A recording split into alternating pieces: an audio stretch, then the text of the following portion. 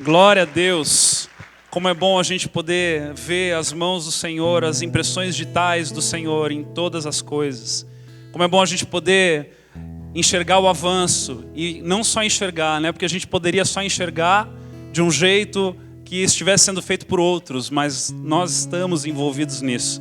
E louvado seja o Senhor por isso, porque Ele nos permite participarmos de tão nobre causa, tão nobre estilo de vida, né? Ele muda a nossa forma de pensar, muda o nosso jeito de viver, muda as nossas prioridades e daqui a pouco, a hora que a gente menos vê, a gente está lá com a mão no arado, não olhando para trás, avançando pelo reino em nome do Senhor Jesus. Amém? Vamos continuar nessa peleja, nessa batalha, nessa luta, porque é por uma causa de eternidade. E eu creio que o Senhor mal começou aquilo que Ele tem para fazer por meio de nós. Você crê nisso? Eu creio nisso. Enquanto Jesus não voltar, meu irmão, eu vou estar achando que hoje é o dia mais fraco do avanço do reino de Deus, porque amanhã vai ser melhor do que hoje. Em nome de Jesus, que nós possamos pensar assim também. Em nome de Jesus. Oh, mudou de lugar, pastor? Estava te procurando ali. Ah, maravilha. Glória a Deus. A Daia está por aí? Não veio? Ah, não veio. Eu gosto de chamar pessoas que não vêm no culto, né? Mas tudo bem, faz parte, né, da assinatura. Queria orar por ela, ela disse que viria, mas amém. Amados, nós vamos começar hoje uma nova série chamada A Igreja Ideal. Eu estou temendo e tremendo por essa série. Nós vamos visitar por 7 domingos as 7 igrejas da Ásia Menor, no livro de Apocalipse, a partir do capítulo 2.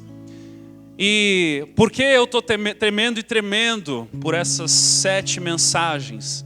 Porque definitivamente o refúgio vai passar por uma auditoria pelo próprio Cristo. O próprio Cristo vai nos visitar ao longo desses 7 domingos e vai nos apontar por meio da palavra, por meio das escrituras, o que Ele aprova e o que Ele desaprova. A gente sabe que a igreja de Cristo ela tem 2000 anos. Nós sabemos que muitas dessas estações foram boas, muitas dessas estações foram horríveis, tenebrosas, onde nós gostaríamos muito de nos esquecer, mas está na história. E nós estamos em pleno século 21, ano 2019, sendo igreja, a noiva, buscando o atavio para o advento de Cristo, para a segunda vinda de Cristo. E nós então, por conta disso, devemos nos esmerar em sermos de fato a igreja legítima. Não a falsificada, não aquela que parece, mas não é, não aquela que reluz como ouro, mas não é ouro, mas aquela que é a genuína noiva do noivo, com N maiúsculo, do Cristo Jesus. E não há outra forma de encontrarmos a legitimidade da igreja, senão pela palavra de Deus. Nós podemos, e muitas das vezes acabamos estudando pais da igreja, dos tempos antigos, do 1º século, do 2º século, do 3º século. Visitamos a reforma por meio do protestantismo e temos uma série de histórias, historiadores, conselhos que foram travados ao longo dos anos, definindo o certo, separando do errado.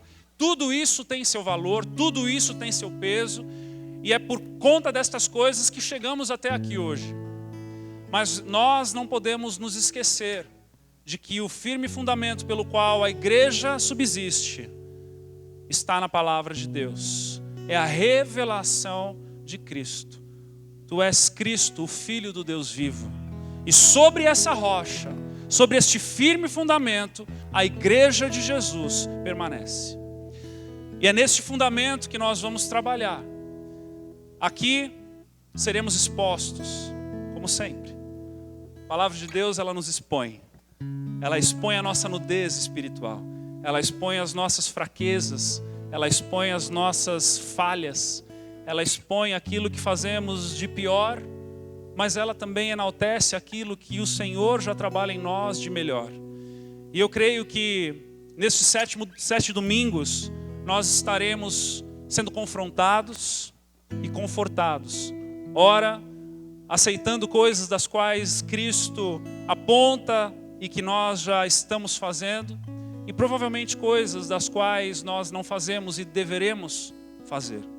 E eu quero, junto com você, assumir essa responsabilidade de buscar na essência, a essência das coisas, a simplicidade daquilo que é certo e daquilo que é errado, daquilo que é prioritário e daquilo que é perda de tempo, para que eu e você possamos ser a igreja de Cristo Jesus e de homem nenhum, em nome de Jesus. Amém? Você que crê comigo nisso, então vamos orar mais uma vez.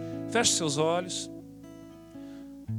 Senhor, nós nos colocamos na dispensação do Teu Espírito nesse momento.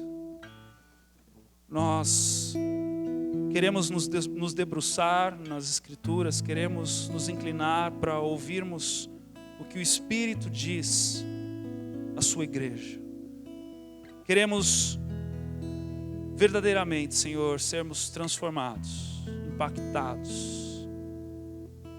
Queremos ser moldados à forma que Tu tens para nós. Senhor, não temos nada que queiramos carregar conosco que é lata velha, Senhor. Não temos nada que queremos carregar conosco que desagrade a Ti e que não mudaremos porque somos filhos birrados, mas muito pelo contrário, birrentos, mas muito pelo contrário, Senhor. Nos colocamos como aquele filho que quer agradar a Ti, aquele filho que quer ser como o Pai, aquele filho que quer ser moldado, que quer ser direcionado pela palavra de um Pai amoroso e de um Pai justo. Um Pai que tem amor, mas que ao mesmo tempo discerne o certo do errado. Que nós possamos, Deus, caminhar não segundo a leis humanas, não segundo a preceitos humanos, sejam eles inteligentes ou não, mas nós queremos trilhar, Senhor Deus, a essência da Tua palavra. E mais uma vez nos colocamos aqui nessa noite para buscarmos aquilo que é bom, perfeito e agradável a Ti, em nome de Jesus. Amém. Quero convidar você a abrir a palavra de Deus no livro de Apocalipse, capítulo 2. Talvez você vai ter que soprar a teia de aranha desse livro na tua Bíblia. É um livro que muitas das vezes é temível por muitas pessoas. O pesadelo do crente. Eu diria o contrário. É a esperança do cristão. É quando nós olhamos e descobrimos que vamos viver felizes para sempre. Então vamos ficar de pé. Apocalipse capítulo 2, versículo 1 em diante.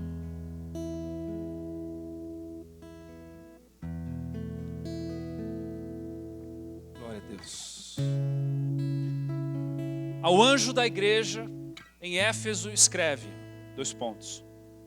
Estas coisas diz aquele que conserva na mão direita as 7 estrelas e que anda no meio dos 7 candeeiros de ouro.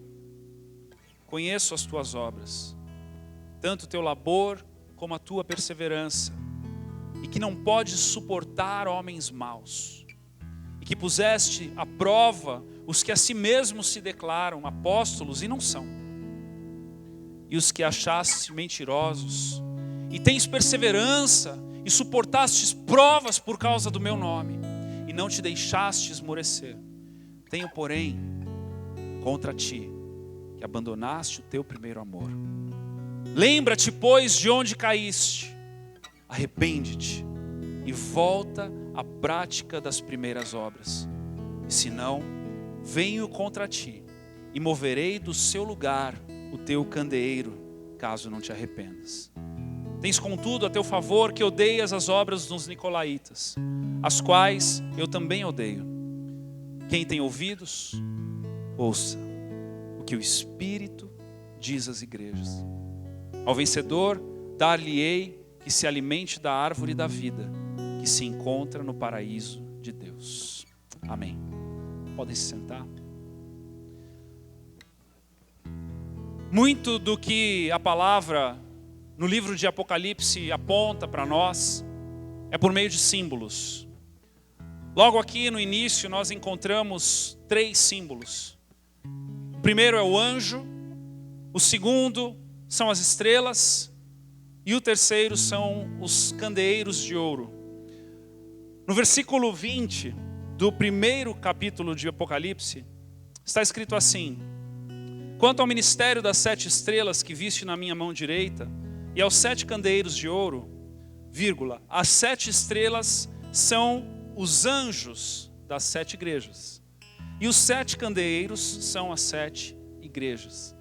Então aqui a palavra nos aponta, Jesus dizendo a João, por meio desta visão, por meio deste momento tão sobrenatural, ele diz que essas estrelas, elas representam esses anjos das igrejas. E os anjos aqui, nós precisamos entender também que são no significado de mensageiros. São aqueles que conduzem a igreja local. São aqueles que conduzem um grupo de pessoas à palavra de Deus. Portanto, são aqueles que ensinam a palavra. Podem ser chamados de líderes, podem ser chamados de discipuladores, podem ser chamados de pastores, mestres. São aqueles que conduzem a igreja nos ensinamentos da palavra, que cuidam da igreja do Senhor Jesus.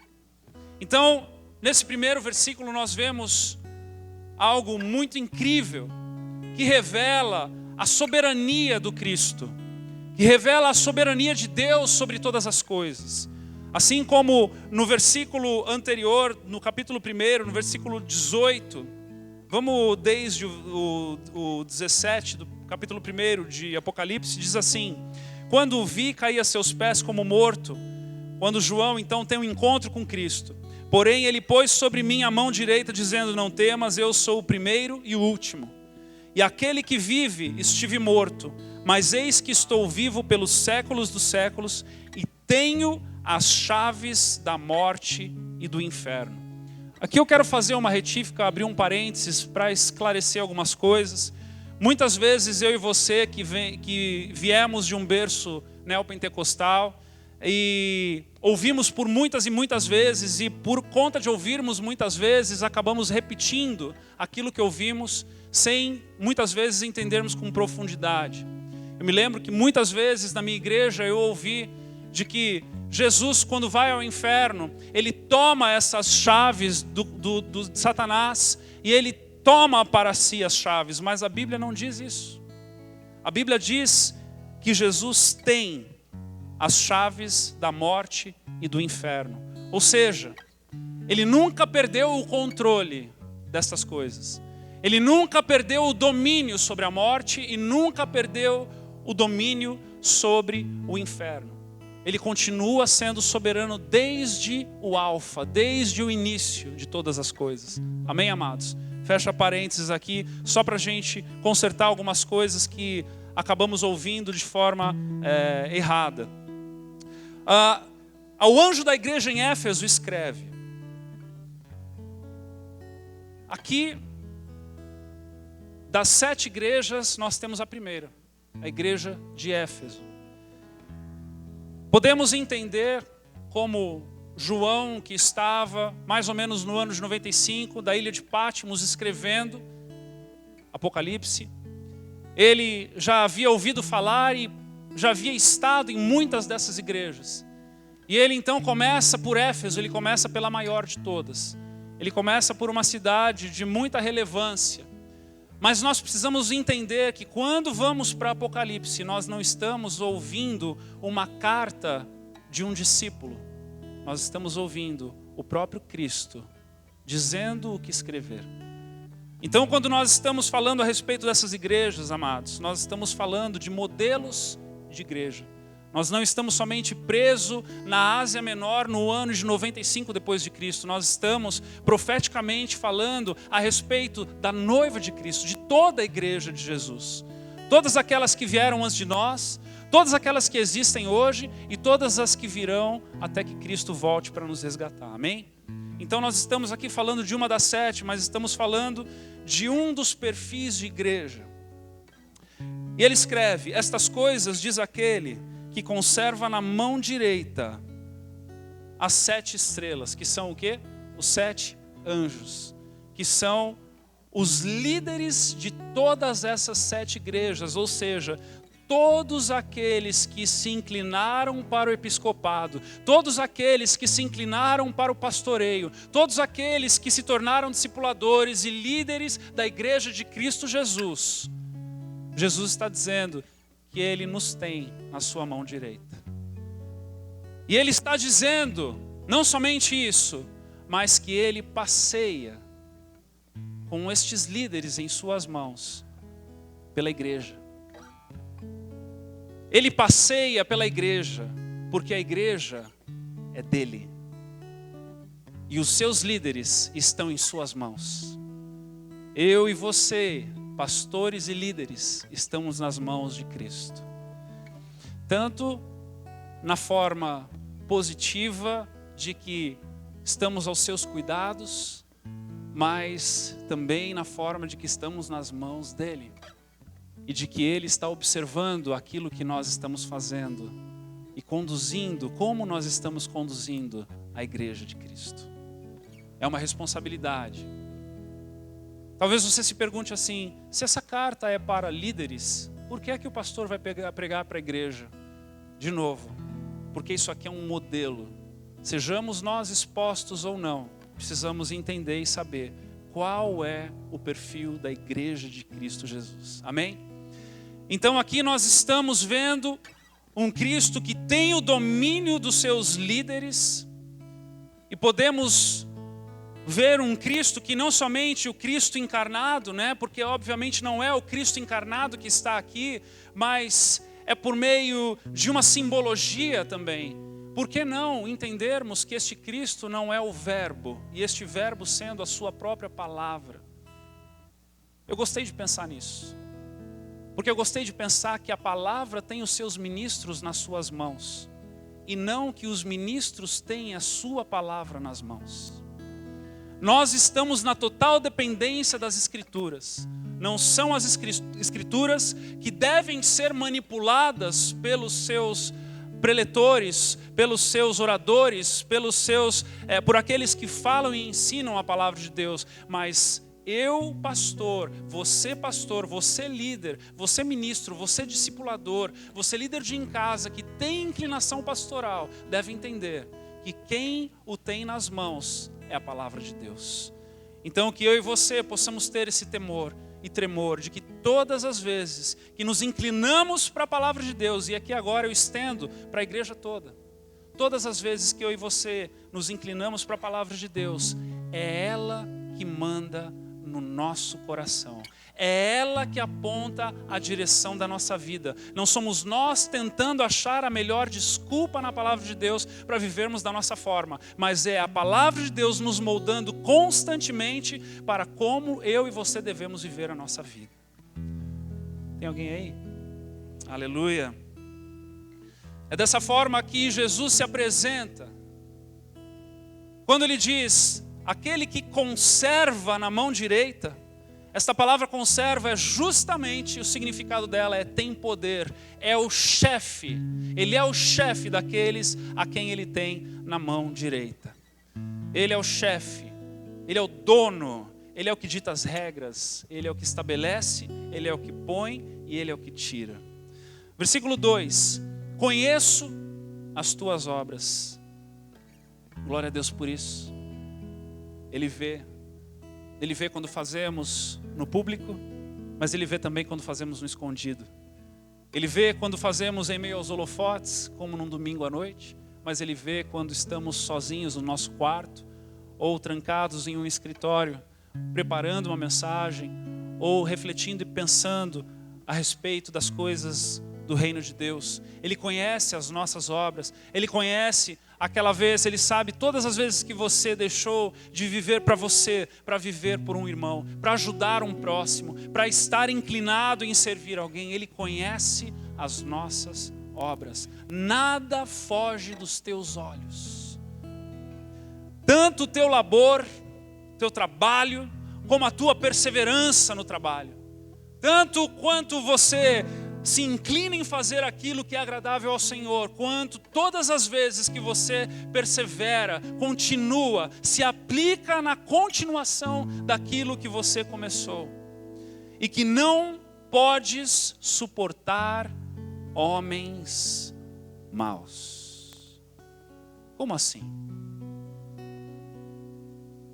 Jesus está elogiando uma igreja que não suporta homens maus.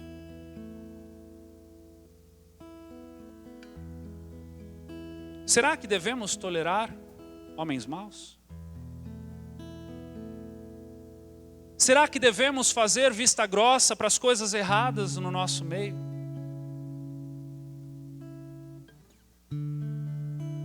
Se é um elogio não suportar homens maus, consequentemente, nós entendemos que a igreja discerne homens maus de homens bons.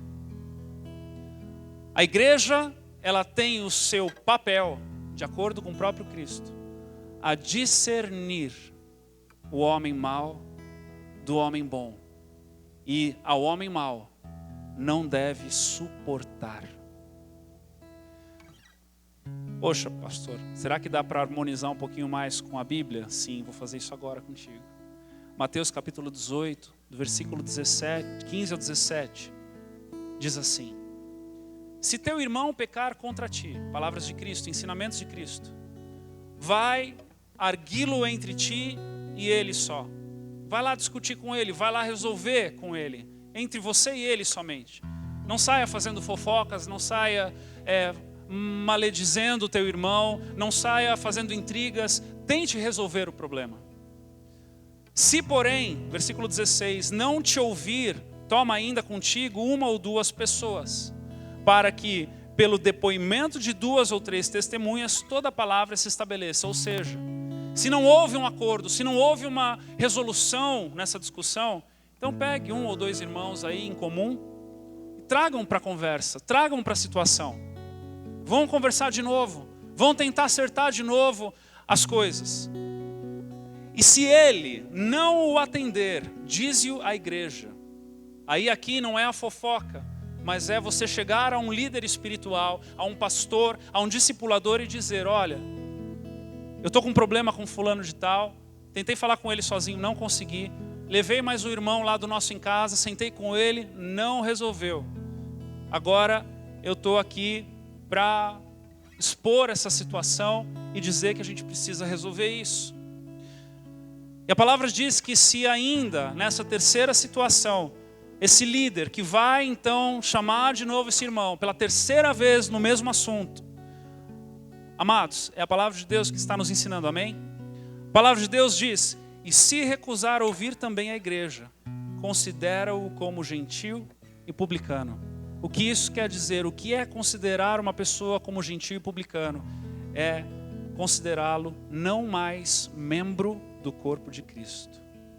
Essa é a autoridade, essa é a autonomia que o próprio Cristo está trazendo para a sua igreja, por meio de não suportar homens maus. 1 Coríntios 5:8 tem um outro momento, onde Paulo escreve aos Coríntios, uma igreja muito problemática. Na primeira carta ele vai lidar com situações delicadíssimas. Uma delas, inclusive, é de um homem que estava tendo caso com a sua madrasta. Ele estava traindo o seu pai com a sua madrasta. E aí, naquele momento ainda, Paulo chega ao extremo de dizer: olha, é melhor que vocês entreguem este homem para Satanás. Ou seja, é melhor que vocês tirem ele da igreja para fora, para que ele possa cair em si, perceber o que ele está fazendo, para que ele se arrependa. E aí nós encontramos na segunda carta de Corinto, o Paulo dizendo para que este mesmo homem seja chamado para uma resolução. Mas num determinado momento, na primeira carta de Coríntios, Paulo escreve o seguinte, no capítulo 5, do versículo 8 em diante: por isso, celebremos a festa, não com o velho fermento, nem com o fermento da maldade e da malícia, e sim com os asmos da sinceridade e da verdade. Ou seja, agora a nossa festa, ela é uma festa na luz. Ela é uma festa que foi paga pelo sangue de Jesus. Ela é uma festa que agora ela é na sinceridade e na verdade. Esta é a saúde do corpo de Cristo que nós devemos viver, na sinceridade e na verdade dos nossos relacionamentos. Amém? Versículo 9. Já em carta vos escrevi que não vos associasseis com os impuros. Refiro-me com isso não propriamente aos impuros deste mundo, ou aos avarentos, ou roubadores, ou idólatras, pois, neste caso, teríeis de sair do mundo. Ele está falando, olha, se você for escolher com quem você vai se relacionar, com quem você vai conversar, fora das quatro paredes da igreja, se você tiver que selecionar essas pessoas, é melhor que você pegue um foguete e vá para a lua, porque você não vai encontrar ninguém dessa forma. Mas ele diz, mas agora vos escrevo que não vos associeis com alguém que, dizendo-se irmão, dentro da igreja, dizendo-se irmão, for impuro, ou avarento, ou idólatra, ou maldizente, ou beberrão, ou roubador, com este tal, nem ainda comais. Pois, com que direito haveria eu de julgar os de fora? Não julgais vós os de dentro? Está dizendo, olha, os de fora a gente não julga, porque os de fora precisam ser alcançados. Os de fora precisam ser salvos. Os de fora precisam ter um encontro genuíno com Cristo. Se você está aqui nessa noite e você ainda não entregou a sua vida para Jesus, eu quero dizer a você que você precisa entregar o seu coração a Jesus, fazer dele o teu Senhor e Salvador, fazer dele o dono da tua vida, para que você encontre salvação só nele e viva uma eternidade para louvá-lo e adorá-lo por aquilo que ele fez na tua vida. Mas aos da família, aos da casa, aos da fé, precisamos entender que a palavra nos avaliza, ou seja, a palavra nos permite julgarmos aos de dentro.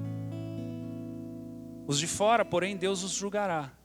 Expulsai, pois, de entre vós o malfeitor. Palavra dura. Palavra dura. Palavra de muito temor. Palavra de responsabilidade.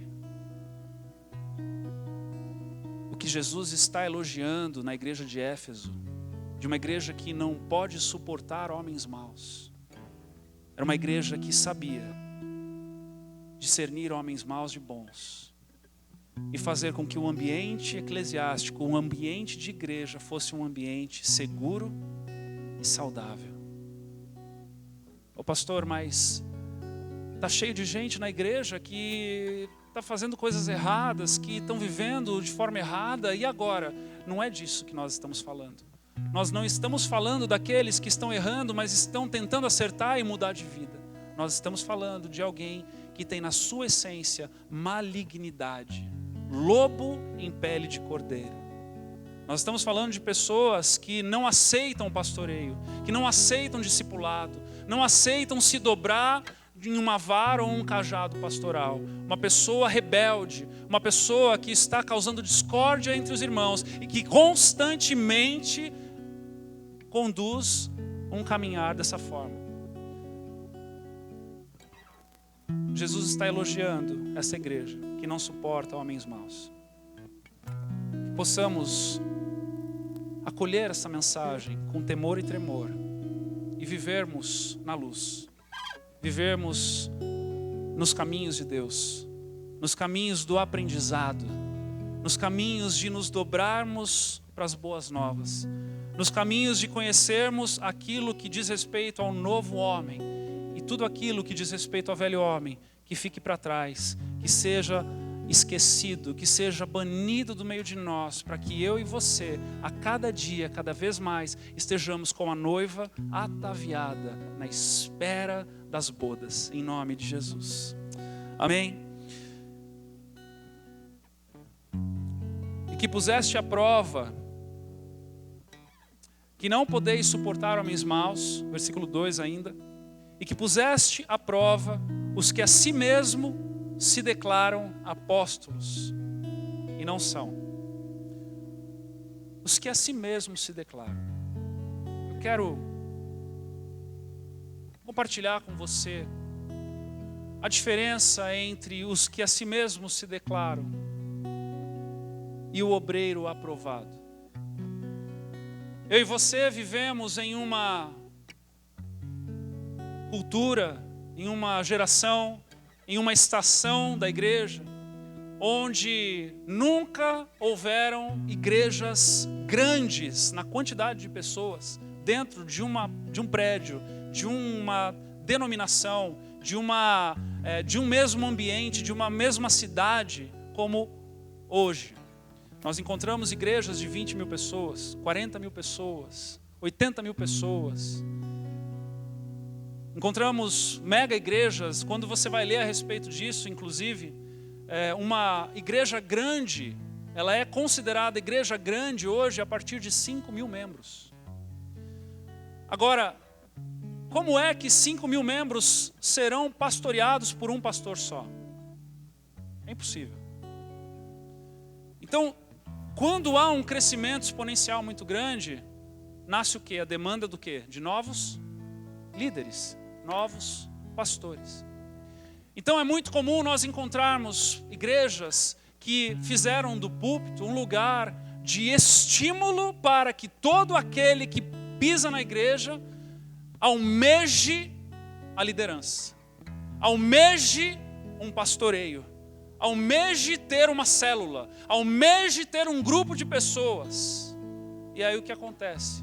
Daqui a pouco aquele que estava aqui sentado, bem quietinho, que precisava ainda ouvir o evangelho, precisava ainda entender fundamentos, que precisava crescer na sua fé, na sua maturidade, que ainda não estava pronto para nenhum tipo de responsabilidade, agora começa então a sonhar em ser líder, sonhar em ter pessoas para cuidar, sonhar em um grupo para que possa então pastorear. E aí, essas pessoas rapidamente vão ser aquelas que vão dizer: eu já devia ser um líder. E quando isso chega ao nosso coração, preste atenção ao que eu vou lhe dizer. Quando isso chega ao nosso coração, eu preciso ser um líder, eu já devia ser um líder, eu já estou me auto-intitulando. E a Bíblia não diz isso. A Bíblia não nos ensina este caminho. A Bíblia sim nos dá a grande comissão de irmos e fazermos discípulos. A Bíblia sim nos dá a responsabilidade de propagarmos o Evangelho, de compartilharmos as boas novas, de falarmos do amor de Cristo. Isto é bíblico sim, mas de se auto-intitular um líder, de almejar e sonhar cargos de liderança.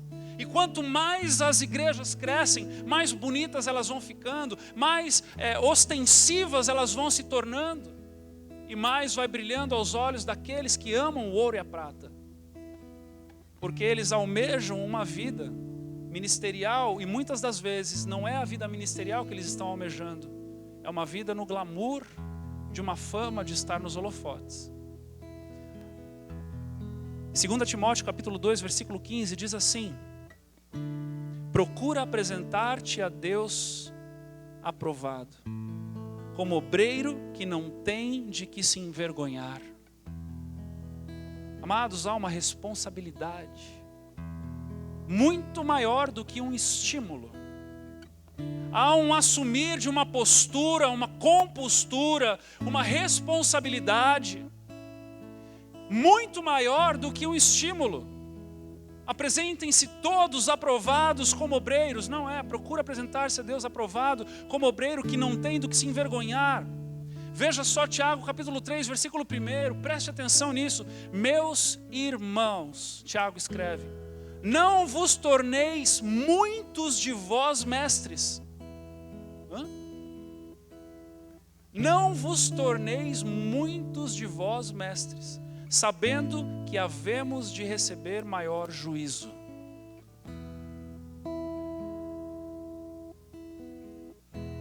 Aquele que se auto-intitula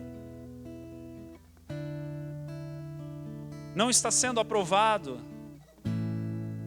pelo seu próximo, não está sendo aprovado pelo seu líder, não está sendo aprovado pelo seu pastor.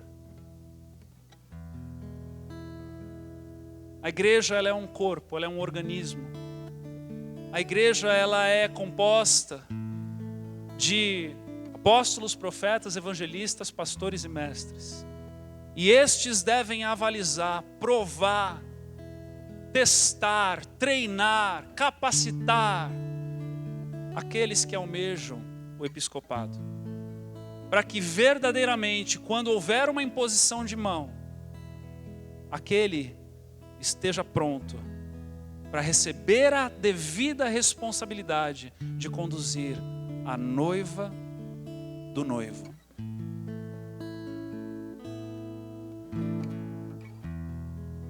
Primeira Timóteo 5:2: a ninguém imponhas precipitadamente as mãos, não te tornes cúmplice de pecados de outros, conserva-te a ti mesmo puro.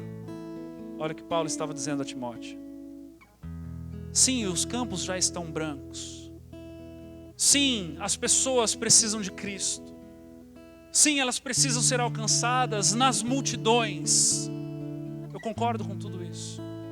Mas quando eu e você colocamos uma pessoa incapacitada, segundo aquilo que as Escrituras colocam como responsabilidade de um obreiro, provado e aprovado, nós estamos fazendo um desfavor para a igreja de Cristo Jesus. Porque a igreja de Cristo Jesus, ela não cresce em quantidade, ela cresce em qualidade, na qualidade da morte daquele que morre para si.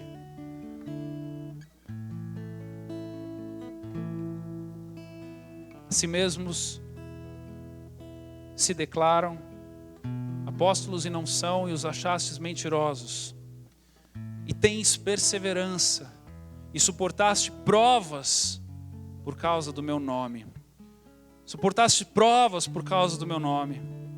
Muitos ali, amados, na igreja de Éfeso, nós podemos conhecer melhor a história do início da igreja de Éfeso, porque ela está relatada no livro de Atos, capítulo 19. Quando Paulo chega ali, já se encontra com Apolo, que havia dado início àquela obra naquela cidade.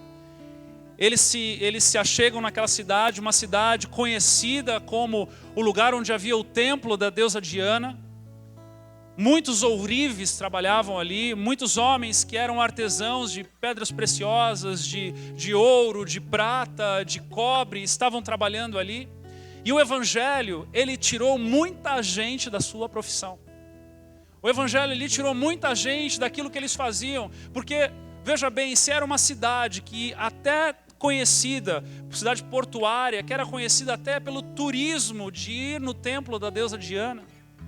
Pessoas que estavam indo por ali, passavam por ali. Eu fico imaginando os tipos de badulaque, de chaveirinho, de coisinhas que aqueles homens fabricavam, produziam, e muitos que moravam ali viviam do templo da deusa Diana. Agora imagine um irmão desse se convertendo. A única coisa que ele sabe fazer é a deusa Diana em miniatura. E de repente, Paulo diz para ele: olha, isso daí não vai dar mais para você fazer, meu irmão. Ah, então deixa eu fazer a imagem de Yahvé em miniatura. Então, não tem imagem. Poxa vida, e o que eu vou fazer da vida? Muitos passaram crise profissional ao converter-se. Suportavam provas, perseguição, é claro, também. O cristianismo, houve perseguição até o ano 324. Houve muita perseguição dos anos 50, 60, onde Paulo escreve, até os anos 95, onde João está relatando ali a igreja.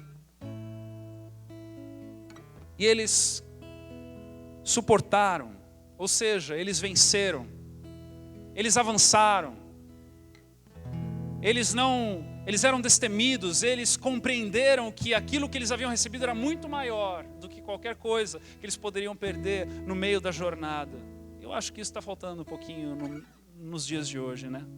Aqueles que aprendem a perder para o Evangelho. Eu falei um pouquinho disso para os homens no catalisador na sexta-feira passada. Eu creio de todo o meu coração que a próxima geração, a geração dos nossos filhos, precisam aprender vendo os seus pais perdendo para que Cristo ganhe. Precisam aprender a ser logrado, porque eles vão fazer aquilo que é certo. Precisam aprender a ver os seus pais vendendo os seus bens para quitar, sanar suas dívidas que estão em aberto com um nome sujo. Precisam ver os seus pais abdicando de prazeres carnais para se jogarem nos pés do Senhor em louvor, em adoração, leitura da palavra, devocional, meditação. Precisam ver a nossa geração pagando o preço pelo nome do Evangelho. Não é porque nós não temos uma R15 apontada para nós todos os dias quando saímos de casa, que eu e você não estamos em perseguição espiritual. Estamos sim.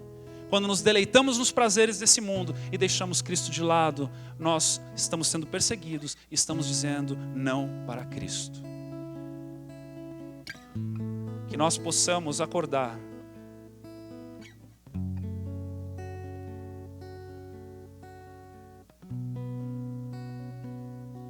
suportemos as provas por causa do amor a Cristo Jesus. E não te deixasse esmorecer. Agora aqui vem a negativação. Tenho, porém, algo contra ti. E o que eu tenho a dizer é que abandonaste o teu primeiro amor. Lembra-te, pois, de onde caíste, arrepende-te e volta à prática das primeiras obras. Abandonar o primeiro amor, aqui ele pode significar tanto um primeiro amor em ordem de amores, como ele pode significar também a prioridade deste amor, o amor primeiro. E nós poderíamos aqui devagar por muitas coisas, dizer a respeito daquela paixão ardente que ela está muitas das vezes no começo da nossa caminhada com Cristo Jesus e depois ela vai sendo apagada. E isso seria verdadeiro, isso seria genuíno, isso seria bíblico, falar a respeito disso. Mas eu quero, em particular, nessa noite, no que diz respeito a abandonar o primeiro amor, ir para a palavra. Há um contexto, há um rastro da história da igreja de Éfeso nas Escrituras. Quando eu e você vamos lá para o livro de Atos, capítulo 19, nós encontramos o momento em que Paulo pisa na igreja, na cidade de Éfeso. Atos capítulo 19.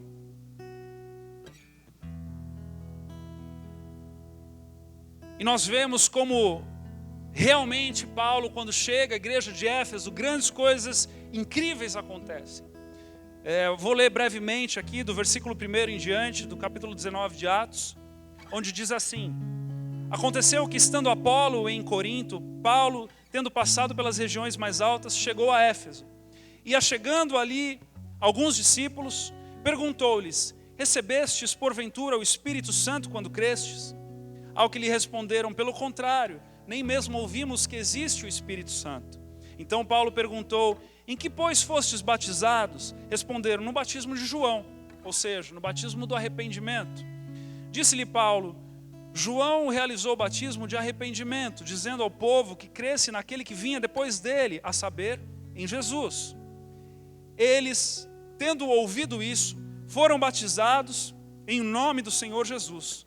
E impondo-lhes Paulo as mãos, veio sobre eles o Espírito Santo, aleluia. E eles viraram pentecostais. E tanto falavam em línguas como profetizavam, eram ao todo uns 12 homens. Então Paulo se encontra com esses homens, ele pergunta para eles até onde eles haviam caminhado na fé.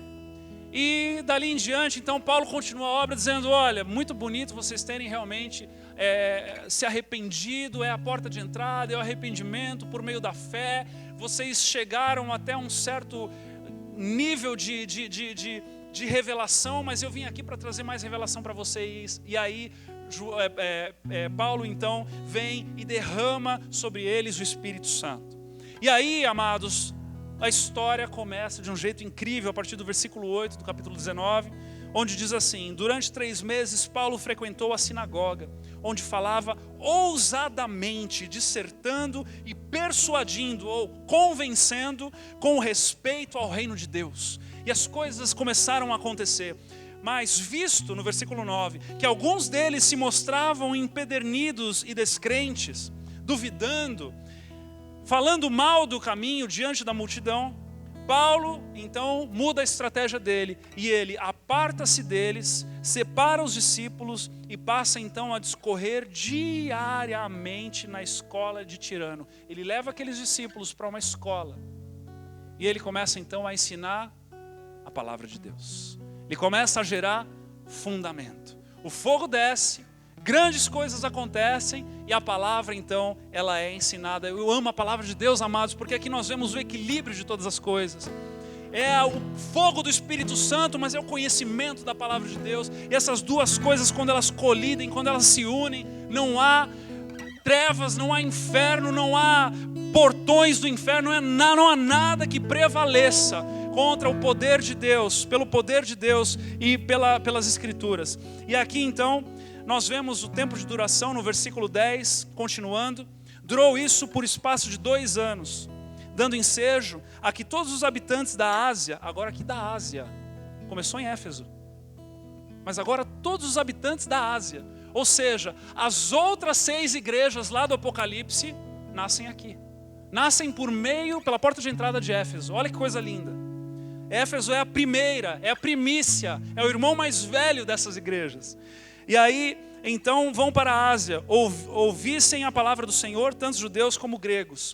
E Deus, pelas mãos de Paulo, fazia milagres extraordinários, a ponto de levarem, aqui ó, o texto bíblico, né, que acaba respaldando lá o copo de água em cima da televisão, o lenço, o pano, a foto, a toalha, né? Mas aqui foi uma direção divina, amados, ok? Não era objeto de propaganda. Não passava, isso aqui não passava na Record nessa época. Mas enfim, fecha parênteses aqui, vamos voltar. Perdão, Senhor. A ponto de levarem aos enfermos lenços e aventais do seu uso pessoal, diante dos quais as enfermidades fugiam das suas vítimas e os espíritos malignos se retiravam. Então, amados, nós vemos aqui um grande começo. Nós vemos aqui um destravar no mundo espiritual, numa região, num ambiente, num espaço que estava começando a ser tomado pelo avanço do reino de Deus, o alargar das estacas de Deus, aquela promessa que Jesus havia dado, Judeia, Samaria, até os confins da terra, nós começamos a ver aqui acontecendo. E aí nós vemos, né, as situações que vão se desdobrando. E lá no versículo 8, um pouco mais adiante, a Bíblia diz, lá do capítulo 19 ainda de Atos: muitos dos que creram vieram confessando e denunciando publicamente as suas próprias obras. Também muitos dos que haviam praticado artes mágicas, nós vamos voltar aqui mais tarde, reunindo os seus livros, os queimaram diante de todos. Aqui foi tudo pro fogo. Harry Potter, foi tudo pro fogo. Calculados os seus preços, achou-se que montavam 50.000 denários. Assim, a palavra do Senhor crescia e prevalecia poderosamente. Agora, após isso, nós encontramos um confronto. Após este momento de avanço, nós encontramos imediatamente um grande confronto. E esse confronto ele se dá justamente por Demétrio, que era o chefe dos ourives do templo de Diana. E ele começa a dizer: ei, a gente está perdendo a nossa profissão, a gente está perdendo os nossos clientes, a gente está construindo essas estatuetas de Diana, mas não tem mais ninguém comprando, porque eles estão se convertendo todos aí para esses que se dizem do caminho. E aí ele causa uma grande confusão na cidade, e Paulo percebe que já estava causando uma grande desavença para mais Demétrio. Entenderam a piada? Nossa. Causando uma grande confusão para mais Demétrio. Obrigado. Quando é bom tem que repetir, né? Jesus. Essa é a parte que eu me dou conta de que aquilo que é bom, que chega no teu coração, não vem de mim, vem de Deus. E aí, glória a Deus por isso. E aí, então, Paulo decide da pipa, né? É assim que fala. Sair dali e ir para outros lugares para continuar o avanço do Evangelho. Na sequência, amados, eu sei que esse momento de pregação parece um pouco de aula de carisma, mas preste atenção. Na sequência nós vemos, lá no capítulo 20, no versículo 17, Paulo chamando os presbíteros da igreja de Éfeso. Ele vem chamar os presbíteros e ele vem agora equipá-los em uma outra localidade para que a obra de Deus, da qual ele não estaria mais por lá, possa dar procedência. E aqui nesse momento então ele começa a dizer no versículo 17 do capítulo 20 de Atos: de Mileto mandou a Éfeso chamar os presbíteros da igreja, e quando se encontraram com ele, disseram-lhe: vós bem sabeis como foi que me conduzia entre vós em todo o tempo, desde o primeiro dia em que entrei na Ásia, servindo ao Senhor com toda a humildade, lágrimas e provações, que pelas ciladas dos judeus me sobrevieram, jamais deixando de vos anunciar coisa alguma. E aí ele vai descrevendo. Mas eu quero chamar a atenção para voltar aqui ao primeiro amor abandonado, onde Cristo está lá em Apocalipse, relatando. Nessas ordenanças de Paulo, que precisava resumir em poucas palavras o que era verdadeiramente valioso ser preservado na igreja de Éfeso, que era verdadeiramente valioso, que precisava ser coordenado pelos presbíteros para que aquilo não se perdesse. Ele começa então a descrever, e lá no versículo 28 do capítulo 20 de Atos, primeiramente ele diz assim: atendei por vós e por todo o rebanho sobre o qual o Espírito Santo vos constituiu bispos. De que forma? Para pastoreardes a igreja de Deus, a qual ele comprou com o seu próprio sangue. Paulo diz àqueles presbíteros, aqueles pastores, aqueles líderes, aqueles discipuladores, ele diz: atendei por vós e por todo o rebanho. Sabe o que é incrível que eu descobri essa semana? Que essa palavra atendei, ela tem o significado de aplica-se, e ela também é a mesma palavra que significa aportar, trazer um navio à terra. Quando Paulo está dizendo, e ele está ali em Mileto, também uma cidade portuária, nós não sabemos aonde exatamente ele está tendo esse encontro com esses presbíteros, mas muito provavelmente perto de um porto, muito provavelmente perto de um lugar onde navios vinham e iam, e ele seleciona, escolhe a palavra aportar, para trazer este cuidado para com o rebanho de Cristo, trazer um navio à terra. Agora, veja que preciosidade há nisso. Um navio custa caro. Eu não sei se você sabe, mas a profissão mais bem paga no planeta é a de um prático, que é o homem que atraca, que aporta um navio para dentro de um porto. O salário de um homem desse pode chegar a R$250 mil por mês. É entre 7 e 8 vezes mais do que o salário do próprio capitão do navio.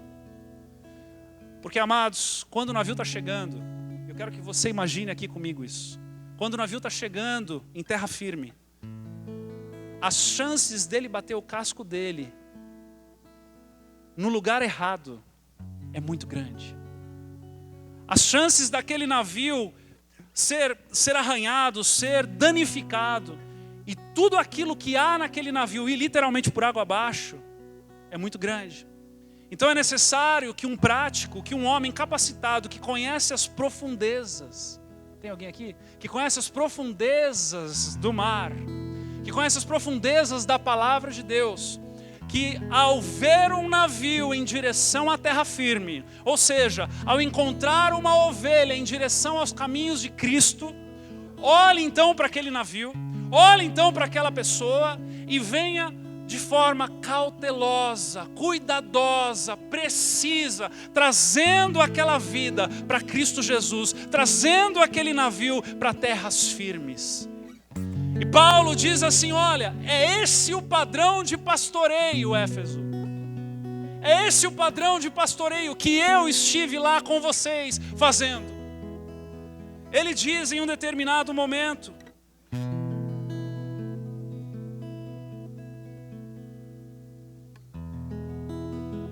no versículo 31, portanto vigiai, lembrando-vos de que por 3 anos, noite e dia, não cessei de admoestar com lágrimas a cada um. 3 anos, noite e dia, ensinando com lágrimas, vírgula, a cada um. Será, eu pergunto para nós nessa noite, que esse primeiro amor abandonado pelo anjo da igreja de Éfeso não haveria de ser este padrão de pastoreio? Este cuidado pelas vidas?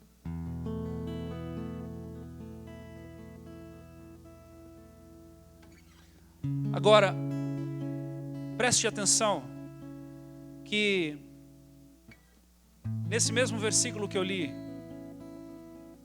31 do capítulo 20 de Atos, portanto vigiai, lembrando-vos de que por 3 anos, noite e dia, não cessei de admoestar com lágrimas a cada um. E logo na sequência, nós encontramos no versículo 36 do capítulo 20 de Atos. Tendo dito essas coisas, ajoelhando-se, orou com todos eles, então houve grande pranto entre todos. Aqueles que ouviam Paulo, amavam Paulo. Aqueles que ouviam Paulo choravam pela partida de Paulo, porque havia relacionamento, havia intimidade, havia cumplicidade, havia tanto um pastor que se inclinava noite e dia com lágrimas para pastorear, como também haviam ovelhas que recebiam as lágrimas e o pastoreio noite e dia. E eu quero trazer para nós, nesta noite, para que eu e você possamos refletir em relação a esse primeiro amor, de líderes que se preocupam realmente com cada discípulo, que se inclinem noite e dia, que se envolvam, pastores e líderes de em casa dessa casa, usemos do modelo de Paulo para nos inclinarmos uns pelos outros.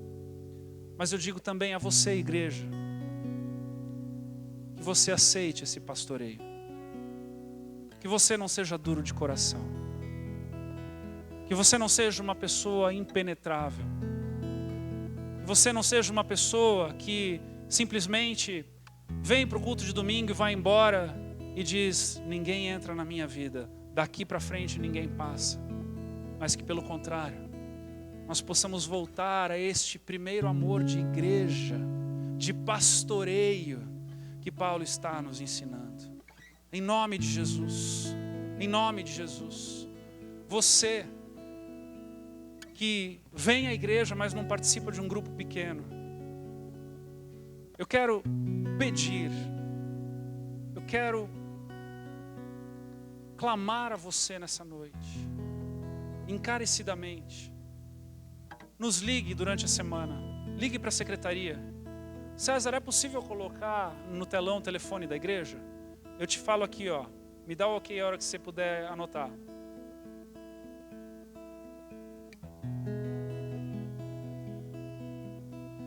(3633-4207). Coloca o outro também, que é o WhatsApp, 9639-7648.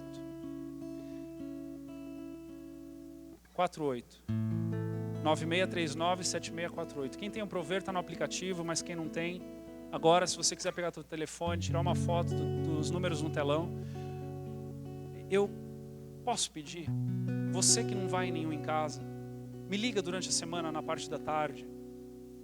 Eu vou falar contigo, eu vou te ajudar, eu vou saber qual é o teu perfil, onde você mora. Eu quero te conduzir a um grupo pequeno. Eu não consigo conceber que um tipo de pastoreio desse seja possível se você só vem no domingo. Eu não consigo conceber que seja possível você ser pastoreado, que alguém se incline na tua vida dia e noite, e ore, e chore com lágrimas por você, e te ajude na tua vida cristã, se você não ousar participar de um grupo pequeno, e ser ali abençoado, estar ali envolvido com alguém que sabe o teu nome, alguém que sabe das tuas batalhas, das tuas dificuldades, alguém com quem você pode pedir ajuda, com quem você pode pedir uma oração, e não somente isso, mas também orar e ajudar alguém. Que nós possamos ser uma igreja de verdade, amém? Vir no culto de domingo é só 50%, mas quando você está envolvido num grupo pequeno, você completa os outros 50%. Em nome de Jesus, vamos, por mais que estejamos no meio do inverno, vamos tirar essa frieza do nosso coração e vamos ser pastoreados de forma da qual o Senhor nos ensina por meio da sua palavra, em nome de Jesus. Amém? Atos 20, 33 a 35, aqui então agora, Paulo também fala a respeito, mais uma direção a estes líderes: de ninguém cobicei prata, nem ouro, nem vestes, vós mesmos sabeis que estas mãos serviram para o que me era necessário a mim e aos que estavam comigo. Tenho-vos mostrado de tudo que, trabalhando assim, é mister socorrer os necessitados e recordar as palavras do próprio Senhor Jesus: mais bem-aventurado é dar que receber. E aqui ele também está ensinando esses pastores, esses presbíteros, a respeito da vida simples e de um coração aprovado pelo estilo de vida de generosidade. Amados, eu quero dizer que se há algum lastro na palavra de Deus, onde diz respeito a uma mensagem para líderes da igreja de Éfeso, da qual haviam abandonado o primeiro amor, é este. Se há algum primeiro amor que precisa ser resgatado por direção das Escrituras, eu creio que é este relacionamento intenso de pastor e ovelha, e é esta vida simplificada daqueles que lideram, para que possam então liderar em nome de Jesus. Amém? Lembra-te, pois, de onde caíste, arrepende-te. Apocalipse 2, versículo 5. E volte à prática das primeiras obras, senão venho a ti e moverei do seu lugar o teu candeeiro. Como assim?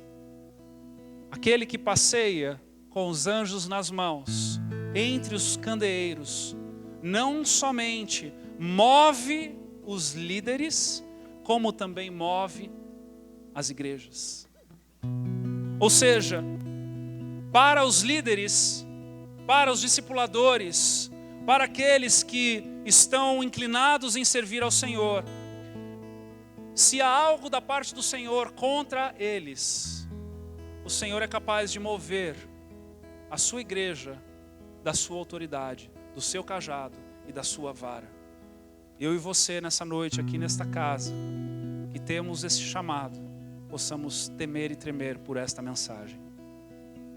Que se nós não fizermos da forma em que lhe agrada, Ele moverá de nós a sua igreja, porque a igreja continua sendo dele. A igreja continua sendo dele. Tens, contudo, a teu favor que odeias as obras dos nicolaítas. Lembra daqueles livros de magia que foram queimados? Alguns começaram a voltar a praticar algumas daquelas coisas. Alguns começaram a misturar aquilo que era a vida cristã com as coisas, com as práticas pagãs da época. E aí, meus amados, é o famoso progressismo, é a mistura da espiritualidade cultural, é a mistura daquilo que eu creio ou vim de berço crendo de uma outra religião, e agora eu vivendo o cristianismo que deveria ser lavado completamente pela palavra do Senhor, eu misturo. Eu pego um pouco daqui, mas eu guardo também um pouco da minha tradição.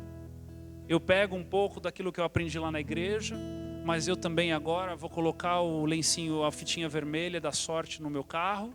Eu vou colocar o filtro dos sonhos para espantar mal-olhado, mas eu também vou fazer oração. Ou então eu vou fazer o seguinte, eu vou trocar o filtro dos sonhos pelo óleo ungido do pastor, ele vai orar pelo meu carro e meu carro nunca vai quebrar. E então eu começo agora a misturar as coisas. E eram exatamente isso que os nicolaítas estavam fazendo. Deixa eu dizer algo a você. Se você não tem certeza que está na Bíblia, não faça. Se você não tem certeza que está na Bíblia, não faça. Vamos repetir isso comigo? Vamos dizer 1, 2, 3 e... Se você não tem certeza que está na Bíblia, não faça. Simples assim. E nem coloque. Em nome de Jesus. Em nome de Jesus. O que a Bíblia fala das minhas práticas, das minhas tradições, da minha religião anterior? O que a Bíblia fala a respeito daquilo que eu fazia? Né? Eu preciso saber, eu preciso ter estas respostas. E eu quero finalizar dizendo, quem tem ouvidos, ouça o que o Espírito diz às igrejas. Ao vencedor, dar-lhe-ei que se alimente da árvore da vida, que se encontra no paraíso de Deus. Em nome de Jesus, feche seus olhos, vamos orar. Pai amado, obrigado pela Tua presença nesse lugar e pela Tua palavra que não volta vazia. Obrigado, Deus, porque o Senhor passeou no meio de nós nessa noite. Senhor Deus, fala conosco.